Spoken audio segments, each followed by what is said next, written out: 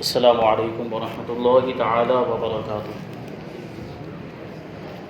نحمده ونصلي ونسلم على رسوله الكريم اما بعد فاعوذ باللہ من الشیطان الرجیم بسم اللہ الرحمن الرحیم ان اللہ وملائکته یصلون علی النبی یا ایہا الذین آمنوا صلوا علیہ وسلموا تسلیما اللہم صل علی سیدنا ومولانا محمد معدن الجود والکرم وآلہ الکرام وابنہ الکریم وبارک وسلم صلاۃ وسلام علیک یا رسول اللہ صلی اللہ تعالی علیہ وسلم۔ عزیزان ملت اسلامیہ، تفسیر کی تاریخ کے 4 ادوار کا 4 زمانوں کا تذکرہ چل رہا تھا۔ اس میں سے 3 دور ہم نے سماعت کی ہے۔ حضور اقدس صلی اللہ علیہ وسلم کا دور، صحابہ کرام کا دور، اور تیسرا دور ہے تابعین کا دور۔ اب یہاں پر چند مشہور مفسر تابعین کے اسماء شمار کیے جا رہے ہیں، ان کے نام یہاں پر گنائے جائیں گے۔ تابعین میں سے چند مشہور مفسرین کے اسماء گرامی یہ ہیں: حضرت سعید ابن مسیب رضی اللہ تعالی عنہ،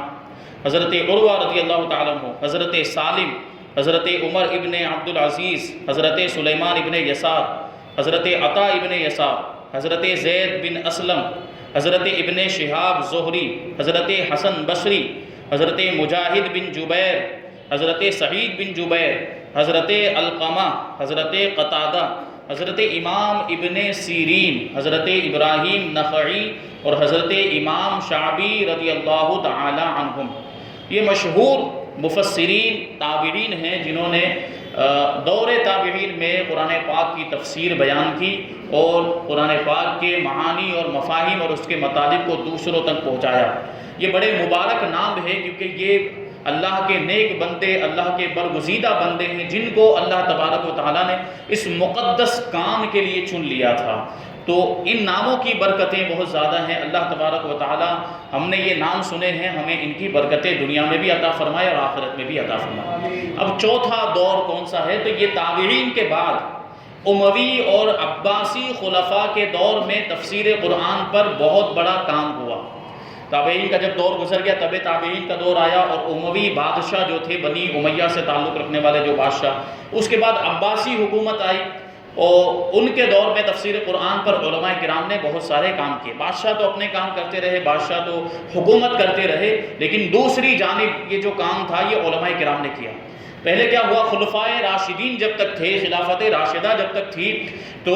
خلافت کے ساتھ ہی ساتھ دین کا کام بھی ہوتا تھا۔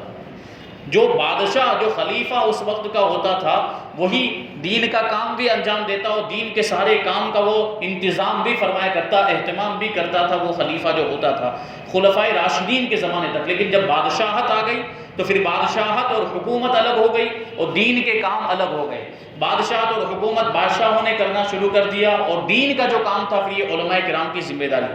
تو علماء کرام نے اس کام کو آگے بڑھایا، اور اس زمانے میں تفسیر قرآن پر بہت کام ہوا، اور اس وقت سے لے کر اب تک مختلف زبانوں میں اور مختلف اقسام میں کثیر تفاسیر لکھی گئی ہیں۔ یعنی ابھی یہ اموی خلفاء کا جو دور تھا، یعنی تبع تابعین کے دور سے لے کر ابھی تک کا جو زمانہ ہے، اس میں بہت ساری تفسیریں لکھی گئی، بہت سی زبانوں میں لکھی گئی ہے۔ تقریباً دنیا کی ساری زبانوں کے اندر تفاسیر موجود ہیں، اردو زبان کے اندر بھی بہت سی تفسیریں موجود ہیں۔ ان میں سے عربی زبان میں سے چند مشہور تفسیریں یہ ہیں: جامع البیان فی تعویل القرآن، یہ حضرت ابو جعفر محمد بن جریر طبری رضی اللہ تعالیٰ عنہ کی لکھی ہوئی کتاب۔ بحر العلوم، فقی ابو اللیث نصر بن محمد سمرقندی کی لکھی ہوئی ہے۔ تفسیر القرآن العظیم، حافظ عبد الرحمن بن محمد ابن ابی حاتم۔ تعویلات اہل السنہ، ابو منصور محمد بن محمد ماترودی۔ النکت والعیون، ابو الحسن علی بن محمد ماوردی۔ الوجیز فی تفسیر الکتاب العزیز، ابو الحسن علی بن احمد واحدی۔ احکام القرآن، ابو بکر احمد بن علی جساس۔ احکام القرآن، ابو بکر احمد بن حسین بیہقی۔ احکام القرآن، ابو بکر محمد بن عبداللہ ابن عربی۔ معالم التنزیل فی تفسیر القرآن، ابو محمد حسین بن مسعود بغوی۔ زاد المسیر فی علم التفسیر، امام جمال الدین عبد الرحمن بن علی بغدادی۔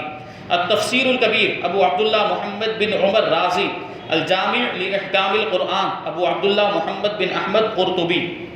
انوار التنزیل و اسرار التاویل ناصر الدین ابو سعید ابو عبداللہ بن عمر بیضاوی، مدارک التنزیل و حقائق التاویل ابو برکات عبداللہ بن احمد نصفی، لباب التاویل فی معانی التنزیل علاء الدین علی بن محمد خازن، البحر المحیط ابو حیان محمد بن یوسف اندلوسی، تفسیر اللباب فی علوم الکتاب ابو حفص سراج الدین عمر بن علی دمشقی، تفسیر القرآن العظیم ابو الفدا اسماعیل بن عمر بن کثیر دمشقی، الدر المنصور فی التعویل بالمعصور عبد الرحمن بن ابی بکر جلال الدین سیوطی، تفسیر الجلالین امام جلال الدین محلی و امام جلال الدین سیوطی، ارشاد العقل السلیم ابو سعود محمد بن محمد عمادی، روح البیان شیخ اسماعیل حقی، روح المعانی شہاب الدین سید محمود آلوسی بغدادی، حاشیۃ الجمل علی الجلالین شیخ سلیمان جمل، حاشیۃ الساوی علی الجلالین علامہ احمد ساوی رحمۃ اللہ تعالی علیہم اجمعین۔ یہ مشہور تفسیریں ہیں، اور اس کے بعد کے دور میں جتنی بھی تفسیریں لکھی گئی، چاہے وہ کسی بھی زبان میں لکھی گئی ہو، کسی بھی ملک میں لکھی گئی ہو، اور کسی بھی فن کے اعتبار سے اس کو زیادہ ترجیح دی گئی ہو، کسی بھی قسم کے اعتبار سے اس کو زیادہ ترجیح دی گئی ہو، انہی ساری تفسیروں سے لے کر بعد کے مصنفین نے، بعد کے مفسرین نے تفسیریں بیان کی ہیں اور لکھا ہے۔ اب یہاں پر ہم کب سے سنتے آ رہے ہیں تفسیر اور تعویل، یہ الفاظ سنتے آ رہے ہیں، تو ان الفاظ کا مطلب کیا ہوتا ہے اس کو بیان کرتے ہیں۔ مفسرین نے تفسیر اور تعویل کی مختلف تعریفات بیان کی ہیں، مختلف اس کی ڈیفینیشن بیان کی ہے۔ ان میں سے تفسیر کی ایک تعریف یہ ہے کہ قرآن مجید کے وہ احوال بیان کرنا جو عقل سے معلوم نہ ہو سکے۔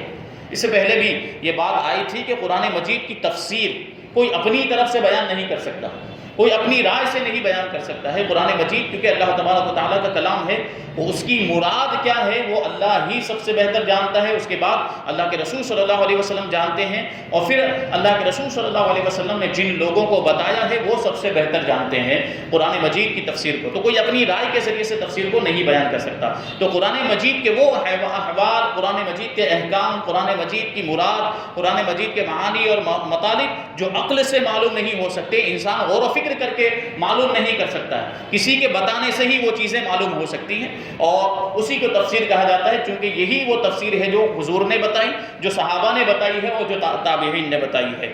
ٹھیک ہے، تو عقل سے معلوم نہیں ہو سکی، بلکہ ان میں نقل کی ضرورت ہے۔ نقل یعنی ایک کے بعد ایک بیان کرنا، کہ ایک یعنی حضور نے جیسے صحابہ کو بیان کیا، صحابہ نے تابعین کو بیان کیا، تابعین نے تبع تابعین کو، تبع تابعین نے ان کے بعد والوں کو بیان کیا، تو اس کو کہتے ہیں نقل، ایک کے بعد ایک دوسرے کو بیان کرتے ہوئے جانا۔ جیسے آیات کا شان نزول، یہ قرآن مجید کی جو آیتیں ہیں، ان میں سے بعض آیتیں کے بارے میں یہ بیان ملتے ہیں، یہ واقعات ملتے ہیں کہ کون سی آیت کون سے وقت نازل ہوئی، کون سی آیت مکہ میں نازل ہوئی، کون سی آیت مدینہ میں نازل ہوئی ہے، کون سی آیت کے پیچھے کون سا واقعہ ہے، اور یہ آیت کیوں نازل ہوئی، اس کے نازل ہونے کا سبب کیا ہے، اس آیت کے نازل ہونے کی وجہ کیا ہے، یہ ساری باتیں بھی خود آدمی اپنی عقل سے معلوم نہیں کر سکتا جب تک کہ کوئی بتانے والا نہ ہو۔ تو آیات کا شان نزول یا آیت کا ناسخ و منسوخ ہونا بیان کرنا، کہ کون سی آیت ناسخ ہے اور کون سی آیت منسوخ ہے۔ میں نے اس کی مثال پہلے بھی دی تھی کہ بعض آیتیں ایسی ہوتی ہیں جن کے اندر جو حکم بیان کیا گیا ہے وہ ایک مخصوص زمانے کے لیے ہوتا ہے، پھر اس حکم کو ختم کر دیا جاتا ہے اور دوسرا حکم نازل ہوتا ہے، دوسری آیت نازل ہو جاتی ہے، پھر پہلی والی آیت اس کی تلاوت تو باقی رہتی ہے۔ یعنی قرآن مجید کے اندر آج بھی بہت سی ایسی آیتیں ہیں جو منسوخ ہو گئی، لیکن ان کو تلاوت کیا جاتا ہے، ان پر عمل نہیں ہے، لیکن تلاوت ابھی بھی جاری ہے، اور بہت سی آیتیں ایسی ہیں جو ناسخ ہے، یعنی ان کی وجہ سے دوسری بعض آیتوں کا جو حکم تھا اس کا ختم ہونا بیان کر دیا گیا ہے، اور ان آیتوں پر آج بھی عمل ہو رہا ہے۔ تو یہ باتیں بھی ایسی ہیں جو انسان اپنی عقل کے ذریعے معلوم نہیں کر سکتا۔ تعویل قرآن کی ایک تعریف یہ ہے کہ قرآنی آیات کے مضامین اور ان کی باریکیاں بیان کی جائیں۔ قرآن کی آیتوں کے اندر کیا بیان کیا گیا ہے، مضمون کیا ہے اس کا، اور کون سی آیت کے اندر کون سا حکم بیان کیا گیا ہے، کون سی آیت کے اندر کون سا واقعہ بیان کیا گیا، کس واقعے کی طرف اشارہ ہے اور کس زمانے کی طرف اشارہ ہے، یہ سب باریکیاں، یہ سب گہرائیاں بیان کی جائیں، اس کو کہتے ہیں تعویل۔ اور صرفی اور نحوی قواعد، یعنی عربی گرامر کے اعتبار سے اور دیگر علوم کے ذریعے قرآنی آیات سے طرح طرح کے نکات نکالے جائیں۔ جیسا کہ بہت سی قرآن مجید اللہ تبارک و تعالیٰ کی طرف سے دیکھیں تو اللہ کی قدرت کا کرشمہ بھی ہے اور رسول اللہ صلی اللہ علیہ وسلم کا معجزہ بھی ہے۔ آج تک پورے قرآن مجید کو کوئی بھی سمجھنے کا دعویٰ نہیں کر سکا۔ اس میں ایسی گہرائیاں ہیں، اللہ تبارک و تعالیٰ نے ایسا اس کو باکمال بنایا، ایسا جامع اللہ تبارک و تعالیٰ کا یہ کلام ہے کہ آج بھی لوگ یہ ایسا سمندر ہے کہ اس میں غوطہ زنی کرتے رہتے ہیں اور اس سے قیمتی موتی نکالتے ہی رہتے ہیں، لیکن یہ سمندر ہے کہ ختم ہونے کا نام نہیں لیتا، اس کی گہرائیاں ختم ہونے کا نام نہیں لیتی ہیں۔ آج کے زمانے میں بھی جس طریقے سے زمانہ ترقی کرتا جا رہا ہے، سائنس کا دور ہے، سائنس کے اعتبار سے بھی لوگ قرآن مجید کے اندر غور و فکر کرتے ہیں تو عجیب و غریب حقائق کا انکشاف ہوتا ہے اور عجیب و غریب باتیں ان کے سامنے آتی ہیں۔ جیسے کہ میں نے وہ ایروپلین والی بات اس سے پہلے بیان کی تھی کہ قرآن مجید کے اندر بیان کیا گیا کہ اللہ تبارک و تعالیٰ جس کو گمراہ کر دیتا ہے تو پھر اس کا سینہ تنگ فرما دیتا ہے، اس کا سینہ سکڑنے لگتا ہے گویا کہ وہ آسمان کی طرف چڑھ رہا ہو۔ تو جو اس زمانے کے مفسرین تھے وہ اس بات کو سمجھنے سے قاصر تھے کہ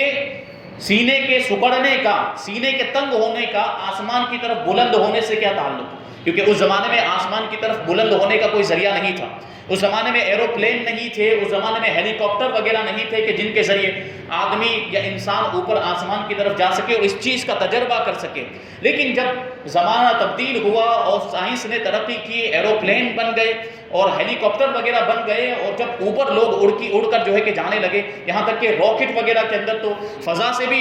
جو ہے کہ فضا میں بھی پہنچ گئے لوگ، تو اس کے ذریعے سے یہ بات معلوم ہو گئی کہ انسان جتنا اوپر جاتا ہے اتنی آکسیجن کم ہو جاتی ہے، اور آکسیجن کم ہونے کی وجہ سے سانس پھولتی ہے، سانس پھولنے کی وجہ سے سینہ تنگ ہوتا ہے، سینہ سکڑتا ہے۔ اس بات کو قرآن مجید نے 1450 سال پہلے ہی بیان فرما دیا تھا۔ تو یہ دیکھیں جتنا زمانہ آگے بڑھتا جائے گا ویسے ویسے اس کے اندر سے اور حقیقتیں باہر آتی ہی رہیں گی قرآن مجید کے اندر، جس اعتبار سے بھی آپ غور و فکر کریں، اور مختلف اعتبار سے لوگوں نے قرآن مجید کے اندر غور و فکر کیا، اور لوگوں نے جیسے کہ قرآن مجید پر یہ بھی الگ الگ اعتبار سے ریسرچ ہوئی ہے، الگ الگ اعتبار سے قرآن مجید کے الفاظ پر بھی تحقیق ہوئی کہ اس کے الفاظ کس طریقے سے جو ہے کہ اس میں ایسا انداز اپنایا گیا جیسا کہ ایک لڑی کے اندر موتی پرو دیے گئے ہوں، اور بڑی خوبیاں اس کے اندر موجود ہیں۔ تو مختلف علوم کے اعتبار سے اس کے نکات بیان کیے گئے، پوائنٹس بیان کیے گئے ہیں۔ اور قرآن مجید کی تفسیر اپنی رائے سے بیان کرنا حرام ہے، اور اپنے علم و معرفت سے قرآن کی جائز تعویل بیان کرنا اہل علم کے لیے جائز اور باعث ثواب ہے۔ اہل علم کی یہاں پر قید لگی ہے، یعنی جو علم والے ہیں وہی پھر قرآن مجید کی تفسیر بیان کر سکتے ہیں۔ آج کے زمانے میں دیکھا جاتا ہے کہ کوئی بھی کسی بھی طرح بھی جو ہے کہ بیان کرنا شروع کر دیتے ہیں، قرآن کی تفسیر جیسے من میں آیا ویسے بیان کرنا شروع کر دیتے ہیں، تو یہ جائز نہیں ہے۔ جو اہل علم ہے، جو علم والے ہیں، وہی قرآن مجید کی تفسیر بیان کر سکتے ہیں۔ حضرت علامہ سلیمان جمل رحمۃ اللہ تعالی علیہ فرماتے ہیں، شرائط کے ساتھ تعویل بالرائے، یعنی رائے سے تعویل کے جواز، جبکہ تفسیر بالرائے یعنی رائے سے تفسیر کے ناجائز ہونے میں راز یہ ہے کہ تفسیر تو اللہ تعالیٰ پر گواہی دینا ہے، اور اس بات کا یقین کرنا ہے کہ اللہ تعالیٰ نے اس کلمے کے یہی معنی مراد لیے ہیں، اور یہ بغیر بتائے جائز نہیں ہے۔ یعنی اپنی رائے سے اگر کوئی تفسیر بیان کر رہا ہے، قرآن کا کوئی معنی اور مطلب بتا رہا ہے، تو اس کا مطلب یہ ہے کہ اللہ پر گواہی دے رہا ہے، یعنی وہ یہ کہنا چاہتا ہے کہ اللہ نے یہی معنی مراد دیا ہے جو میں بیان کر رہا ہوں۔ تو یہ کتنی غلط بات ہو جائے گی اگر حقیقت میں اس کا کوئی اور معنی ہوگا، حقیقت میں اگر اللہ تبارک و تعالیٰ کی مراد کوئی اور ہے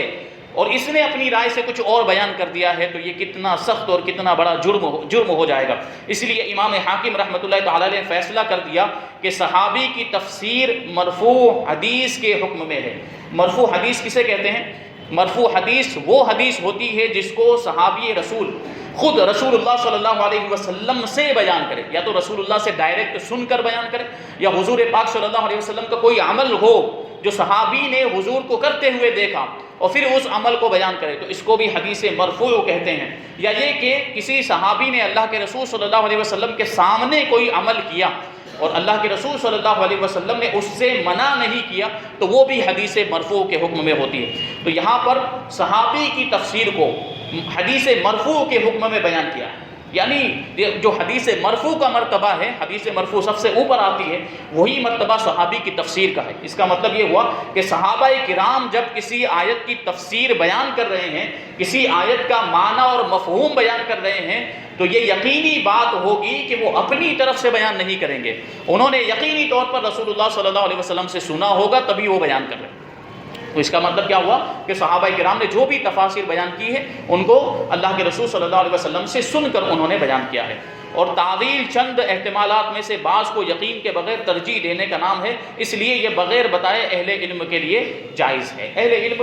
جو علم والے ہیں وہ بہت سے معنی جب کسی ایک چیز کے اندر جمع ہو جاتے ہیں، ایک ہی چیز کا یہ معنی بھی ہو سکتا ہے، یہ معنی بھی ہو سکتا ہے، اور اس طرح مختلف معنی ہو سکتے ہیں،